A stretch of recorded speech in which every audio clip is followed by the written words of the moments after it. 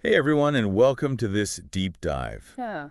Today we're going to be looking at something pretty unique. Excerpts from Volume 2 of The Light of Egypt The Light of Egypt. by Thomas H. Burgoyne. But he wrote under the pen name Zanoni. Okay.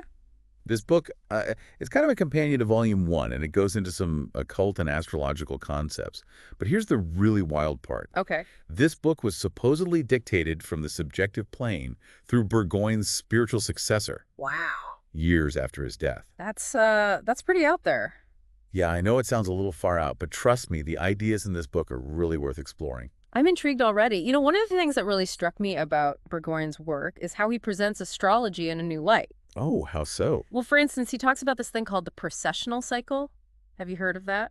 I've heard the term, but I'm not sure I fully understand it. So basically, the Earth's axis, it wobbles like a spinning top. Okay, I can picture that. And this wobble is called precession, and it slowly changes where the sun appears against the backdrop of stars. So the sun's position shifts over time. Got it. Exactly. And this whole cycle takes about 26,000 years. It's a slow process, but it has a huge impact on human evolution and how we understand astrology. Wow, 26,000 years. That's a long time. Yeah. So how does this wobble, this precessional cycle, change our understanding of astrology? Well, Burgoyne was kind of a rebel in the astrology world. Okay. He challenged the traditional view. He said that the zodiac's influence, it doesn't come from the constellations themselves, Right. but from the solar center. It's more about profound energy shifts that affect everything, society, technology, and even our own personal lives. So it's not just about our individual sun signs. We're talking about these bigger, broader shifts in energy that impact humanity as a whole. Exactly. That's a great way to put it.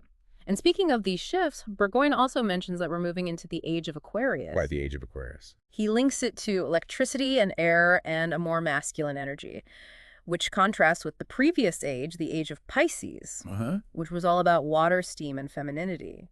Yeah, so what are the implications of this transition from Pisces to Aquarius? I mean, how might it be playing out in the world today? That is the question, isn't it? And Burgoyne suggests that understanding these cycles, it's key to understanding the changes we see happening all around us. Okay, I'm listening. So think about it. The shift to the age of Aquarius, with its emphasis on electricity and air, Yeah. it might explain the rapid technological advancements we're seeing, the internet, smartphones, all of that. That makes sense. And what about the social and cultural shifts? We're seeing a lot of focus on individual expression these days, breaking down traditional structures. Exactly. That could be seen as a manifestation of this Aquarian energy, too. Right. Think about the rise of social media, the push for greater equality, and the changing dynamics of relationships and communities. It's fascinating to think that these cosmic cycles could be influencing those shifts. So we need to pay attention to these cycles to understand not just the present, but also the past and even the future. Absolutely. Burgoyne saw the precessional cycle as a key to unlocking a deeper understanding of history and human evolution.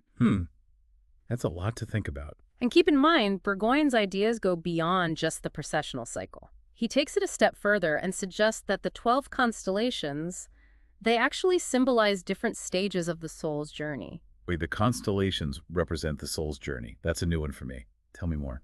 Well, Burgoyne presents this really captivating framework where the soul, it journeys from a pure spiritual state. Okay. It descends into material embodiment, and then it ascends back to the spiritual. Yeah. And each constellation, it marks a specific stage in that epic journey. So like a spiritual roadmap. You got it. It's a symbolic roadmap of our spiritual evolution. I like that. So it's like each constellation tells a story, a chapter in the soul's grand adventure. Yeah. Precisely.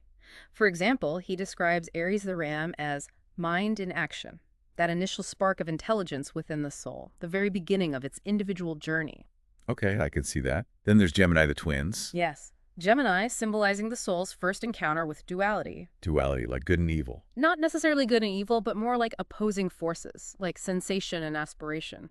The soul is learning to navigate the complexities of existence. Right. So if Aries is the spark of individual consciousness, and Gemini is the recognition of duality, what comes next on this journey? While moving along this symbolic path, we encounter Leo the lion. The lion. Burgoyne calls this stage the ancient sacrifice. The ancient sacrifice. Okay, I'm picturing it. It's like the soul descending into matter, driven by this thirst for knowledge and experience. It's willingly sacrificing its celestial state for the sake of growth and embodiment. It's a beautiful image. It's like the soul is choosing to embody a physical form to learn and grow through earthly experiences. Precisely. And as the soul continues on this path, it encounters Libra the Scales. Libra the Scales. Okay. And this symbolizes a pivotal point of temptation. The soul is captivated by the illusions of the material world. It risks losing its spiritual innocence. It's like that classic moment in a hero's journey. Right. The hero faces their greatest temptation. Exactly. They have to choose between staying true to their purpose or succumbing to distractions. So Libra represents a crossroads, a test of the soul's commitment to its spiritual journey. You got it.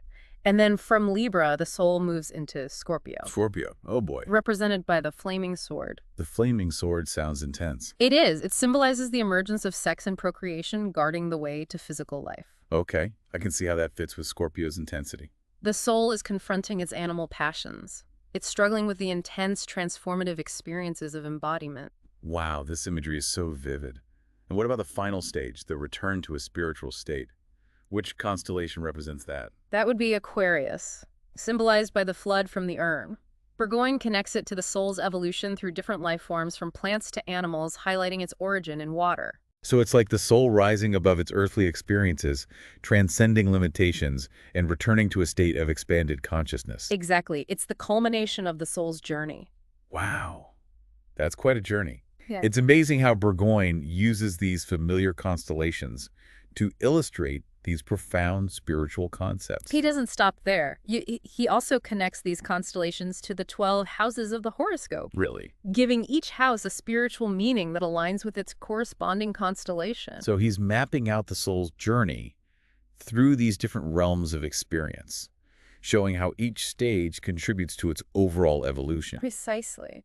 I'm trying to wrap my head around this. Yeah. We have the constellations as stages in the soul's journey. Yes. And the houses of the horoscope as different realms of experience. Yeah. So how do these two systems work together? It's like a multi-layered map guiding us through the complexities of the soul's journey. Okay, but can you give me some concrete examples? Sure. So, for instance, he links the 7th house to Libra and marriage, emphasizing the balance between two souls.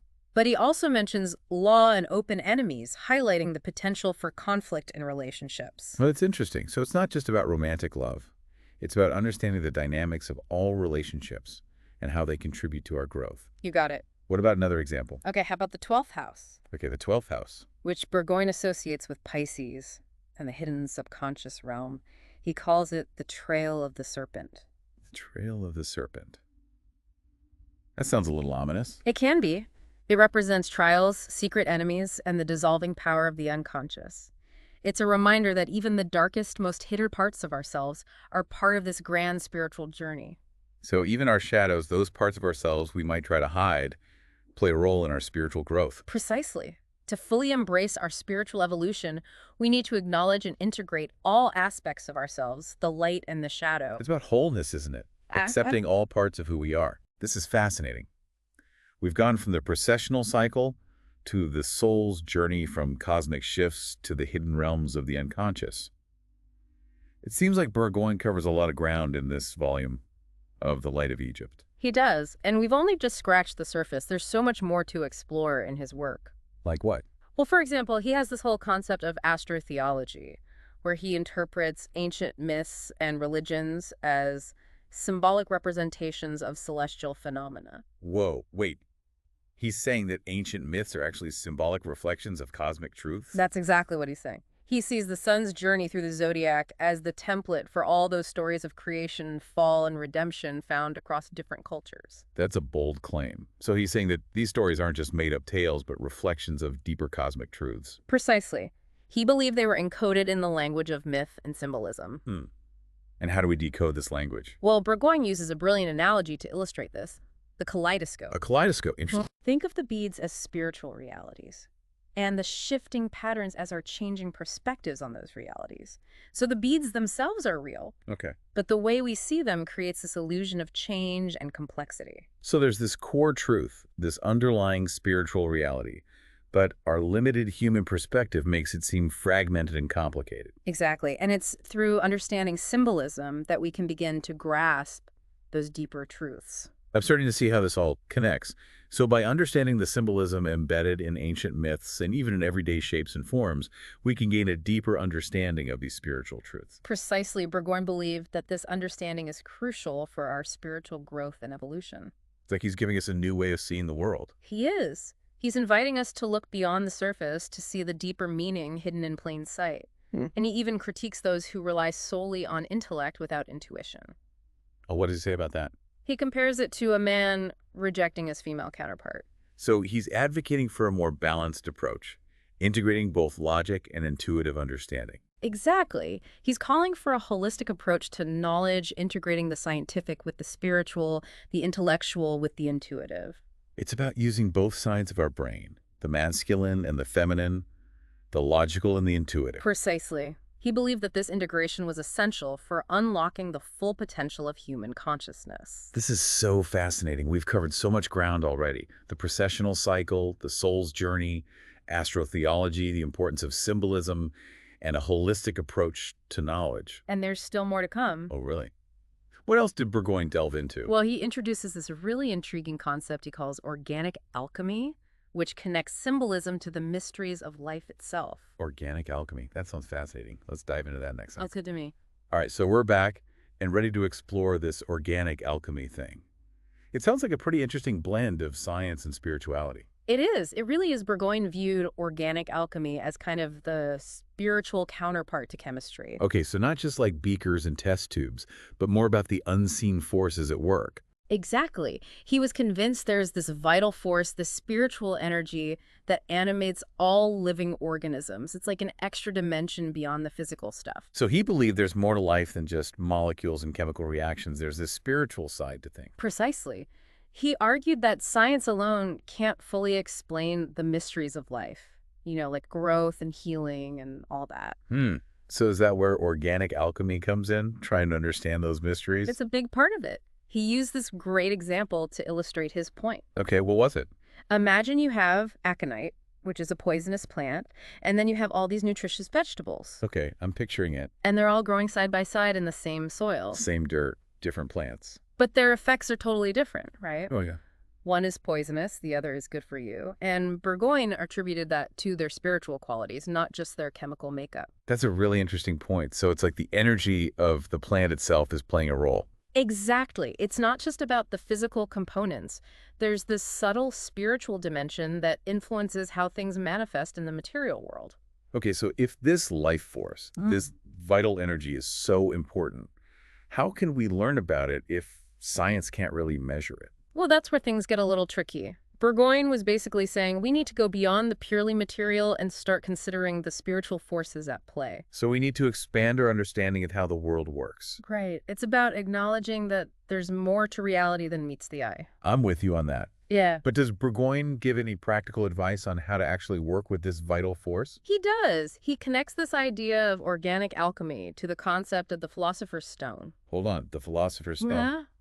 Like the thing alchemists were always searching for. The very same. The one that could supposedly turn lead into gold and grant eternal life. Yeah, that always seemed a little far-fetched to me. Well, Burgoyne had a slightly different interpretation. He didn't see the philosopher's stone as a literal substance, Okay. but as a symbol of inner transformation. So not about finding some magic potion, but more about inner work, spiritual growth, that kind of thing. Precisely. It's about refining and transforming ourselves on a deeper level. Okay, I like that. Yeah. But what kind of inner transformation did he have in mind? He talked a lot about keeping the body's channels free from calcification. Now, of course, today we know that calcification is a natural process. Right, part of aging. But back then it was seen as a sign of decay and decline. He also emphasized maintaining youthful mental ideals. So like staying young at heart. Exactly. He suggested that true longevity, it's not just about physical health, it's also about mental and spiritual vitality. It's about keeping that spark alive, right? That sense of wonder and curiosity. Precisely. It's a holistic approach to well-being, nurturing all aspects of ourselves. I'm starting to see how this all fits together. But Burgoyne didn't stop there, did he? No, he didn't. He also delved into the power of the human will, specifically in relation to talismans and charms. Oh, talismans and charms. Now, those are two things I always mix up. What's the difference again? Well, Burgoyne defined talismans as consecrated objects. Okay. Objects that have been imbued with spiritual power through specific rituals and intentions. So like sacred objects. Exactly. Charms, on the other hand, are objects that are imbued with temporary power through the focused will and intention of the creator. Okay, so with talismans, the power is already there, and with charms, you're the one putting the power into it. That's a good way to put it. And Burgoyne believed that the effectiveness of both talismans and charms depended entirely on the mental and spiritual state of the person working with them. So it's not just about the object itself, but about the energy and intention behind it. Exactly. And he used a great example to illustrate this. What was it? Solomon's seal. Have you heard of that? Oh yeah, the six-pointed star. Right, that powerful symbol. He said that the same symbol could be incredibly potent or completely meaningless depending on the wielder's will and intention. So it's almost like the symbol is just a tool, and it's our consciousness that activates its power. Precisely. Burgoyne was a big believer in the power of human consciousness to shape reality. This is all starting to sound a little like magic. Well, that brings us to another fascinating concept he explored. The magic wand. Wait a minute, he's talking about literal magic wands. Not exactly, not in the Harry Potter sense. He was using the magic wand as a metaphor. Okay, I'm listening. He explained that true magic, it's not about spells and potions, it's about wisdom and the ability to create through mental imagery. It's about the power of imagination. So he's talking about the creative power of the human mind. Precisely. He even connected the words magic, mason, and imagination, suggesting they all stem from the same root concept of shaping and creating. That's really interesting. It's like he's saying that we all have this innate ability to create and shape our reality. Exactly. And he saw the magic wand as a symbol of that power. But how did he connect that to actual magic wands? He argued that the magic wand has evolved. It's taken on new forms in the modern world. Like what? Technology. You saying our smartphones are like magic wands? In a way, yes.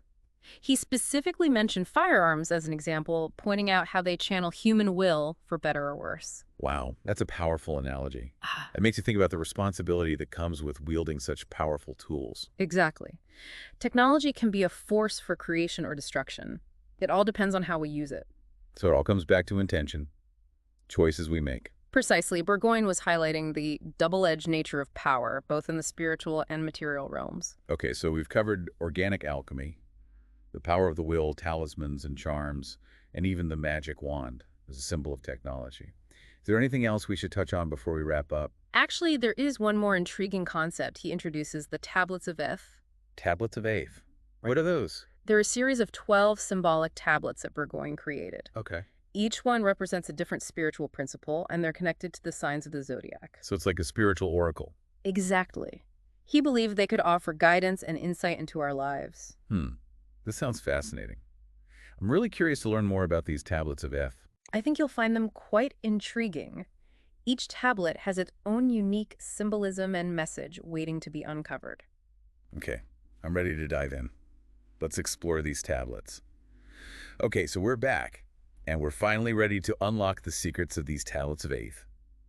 They are pretty amazing, aren't they? Burgoyne put a lot of thought into them. So remind me again, there are 12 tablets, right? That's right, one for each sign of the zodiac. But it's not about like typical horoscope stuff, right? No, not at all. It's much deeper than that. It's about exploring the spiritual principles behind each sign. Okay, so less about predicting the future and more about gaining wisdom and insight. Precisely. Think of them as a tool for self-discovery and spiritual growth. I like that. So where do we even begin with these tablets? Well, let's jump right in with Tablet 1. Okay, tablet 1. This one is associated with Aries, and it depicts a sun with 8 rays. A sun with 8 rays. Okay, what's the significance of that? Well, the sun is obviously a powerful symbol. It represents the source of life, both physically and spiritually. Like the life giver. And the 8 rays, they symbolize the 8 planes of existence. 8 planes of existence. Yeah. There's more than just the physical world. According to Burgoyne, yes. He believed that reality extends far beyond what we can perceive with our senses. That's a pretty mind-blowing concept. It is. It challenges us to expand our understanding of what's possible. So what are these other planes of existence like? They range from the physical to the spiritual with different levels of density and vibration. Try to wrap my head around that. Yeah. So tablet 1 is basically saying that there's this vast interconnected web of reality, and everything originates from this one central source. That's a great way to sum it up. It's a reminder that we're all part of something much bigger than ourselves. That's a beautiful thought. Okay, what about tablet 2? Tablet 2 is linked to Taurus. And it depicts a woman with a crescent moon above her head and a five-pointed star at her feet. Okay, a woman, a moon, and a star. What's the symbolism there? The woman represents the feminine principle, the nurturing creative force in the universe. The crescent moon symbolizes growth and change, while the five-pointed star represents the five senses. So it's about connecting with our senses, embracing our creativity, and flowing with the natural rhythms of life. Precisely. It's a reminder to ground ourselves in the physical world while also acknowledging the power of intuition and the feminine principle. That's really interesting. Okay, let's move on to tablet 3. Tablet 3 is associated with Gemini, and it shows two pillars with a six-pointed star above them and a serpent entwined around the pillars. 2 pillars, a star, and a serpent. Okay, this is getting more complex. It is. The pillars represent duality, the two sides of every coin. The six-pointed star symbolizes the union of opposites, while the serpent represents wisdom and transformation. So it's about embracing both sides of ourselves, the light and the shadow. Exactly. And recognizing that true wisdom comes from integrating those seemingly opposing forces. So with Gemini, it's not about choosing one side or the other. It's about finding balance and understanding. Exactly. It's about seeing the bigger picture and recognizing the interconnectedness of everything. I'm starting to see how these tablets can be used for self-reflection. Each one offers a different perspective on life, a different lens through which to view ourselves and the world around us. That's exactly what Burgoyne intended. He wanted these tablets to be a tool for personal growth and spiritual exploration. Well, he certainly succeeded. Okay, let's move on to tablet 4. Tablet 4 is linked to Cancer, and it depicts a crab holding a shell in its claws with waves crashing around it. A crab in a shell. What's the symbolism there? The crab represents protection and nurturing. It's a symbol of home and family. Okay, I can see that. And the shell represents the need for boundaries and emotional security. The waves symbolize the ebb and flow of emotions. So it's about creating a safe space for ourselves, both physically and emotionally. Precisely. It's a reminder to honor our feelings, but also to protect ourselves from getting swept away by them. That's really good advice. All right, what about tablet 5? Tablet 5 is associated with Leo, and it shows a lion standing on a mountaintop with a sun radiating behind it. A lion on a mountaintop with the sun behind it. That sounds pretty majestic. It is. The lion represents courage and leadership. It's about embracing our inner strength and stepping into our power. Okay. The mountaintop symbolizes achievement and reaching our full potential. And the sun behind it represents the divine spark within each of us. So it's a reminder to shine our light, to let our inner greatness shine through. Precisely. It's about embracing our unique gifts and sharing them with the world. I love that message. Okay. Yeah, let's move on to tablet 6. Tablet 6 is linked to Virgo, and it depicts a woman holding a sheaf of wheat in one hand and a staff in the other. Okay, a woman with wheat and a staff. What's the symbolism here? The woman represents Virgo's association with service and practicality. Okay. The sheaf of wheat symbolizes abundance and the fruits of our labor. And the staff represents support and guidance. So it's about using our skills and talents to create something meaningful and to be of service to others. Exactly. It's a reminder to find joy in the process of work and to use our gifts to make a positive impact on the world. I really like that. Yeah. All right, what's next? Tablet 7 is associated with Libra, and it shows a pair of scales balanced perfectly with a sword hanging above them. Scales and a sword. Interesting combination. What's the meaning behind that? Well, the scales represent Libra's focus on balance and harmony, fairness, and justice. Okay. And the sword above them represents the need for discernment and decisive action. It's a reminder that sometimes we need to make tough choices in order to maintain that balance. So it's not just about being passive and going with the flow. Sometimes we have to stand up for what we believe in. Precisely. It's about finding that sweet spot between peace and action. That makes sense. Okay, what about tablet 8? Tablet 8 is linked to Scorpio, and it depicts a scorpion with its tail raised above a burning cauldron. A scorpion in a burning cauldron. That sounds a little intense. It is. It reflects Scorpio's intensity and its association with transformation and rebirth. Okay. The scorpion represents passion and power, while the burning cauldron symbolizes the process of purification and transmutation. So it's about facing our shadow selves, embracing our deepest desires, and going through intense experiences that ultimately lead to growth. Exactly. It's about shedding the old and embracing the new. That's deep. Okay, let's move on to tablet 9. Tablet 9 is associated with Sagittarius, and it shows an archer aiming his arrow at a target in the distance. An archer aiming at a target. That sounds pretty straightforward. It is. It represents Sagittarius's focus on goals and aspirations. Okay. The archer represents our focused will and determination, while the target symbolizes our dreams and visions. So it's about setting our sights high and pursuing our passions with unwavering focus. Exactly. It's a reminder to trust our intuition and follow our inner compass. I like that. All right, what about tablet 10? Tablet 10 is linked to Capricorn, and it depicts a mountain goat climbing a steep and rocky mountain. A mountain goat climbing a mountain. That seems fitting for Capricorn. It does, doesn't it? The mountain goat represents ambition and perseverance. The steep mountain symbolizes the challenges we face in life, and the climb represents our journey towards success and mastery. So it's about setting goals, working hard, and overcoming obstacles to reach our full potential. Precisely. It's a reminder that success is not always easy, but it's always worth striving for. That's a great message. Okay, let's move on to tablet 11. Tablet 11 is associated with Aquarius, and it shows a water bearer pouring water from an urn into a river. A water bearer pouring water. Yeah. What's the symbolism behind that? The water bearer represents Aquarius's humanitarian nature. It's focused on community and service. Okay. The water symbolizes knowledge and wisdom, and the urn represents the vessel that holds that wisdom. So it's about sharing our knowledge and using our gifts to make a positive impact on the world. Exactly. It's about contributing to something larger than ourselves and working together to create a better future. I love that. Okay, last but not least, tablet 12. Tablet 12 is linked to Pisces, and it depicts two fish swimming in opposite directions. Two fish swimming in opposite directions. That seems a little contradictory. It does, but it reflects the duality of Pisces. Okay. The two fish represent the spiritual and material realms, the conscious and unconscious mind. So it's about finding balance between those two worlds. Exactly. It's about embracing our intuition and our emotions while also staying grounded in reality. It's about integrating all aspects of ourselves. Precisely. It's about recognizing that we are both spiritual and material beings, and that true wholeness comes from honoring both sides of our nature. This has been such an incredible journey through the tablets of Aeth.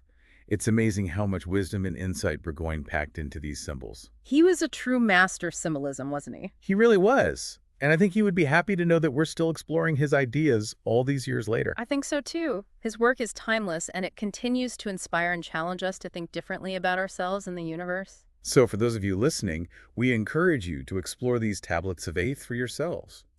Take some time to reflect on their symbolism and see what insights they spark within you. You might be surprised at what you discover. And remember, these tablets are just one small part of Burgoyne's vast and fascinating body of work. There's so much more to explore. So keep seeking, keep questioning, and keep expanding your understanding of the mysteries of the soul and the cosmos. That's a great message to end on. Thanks for joining us on this deep dive. It's been my pleasure. And until next time, happy reflecting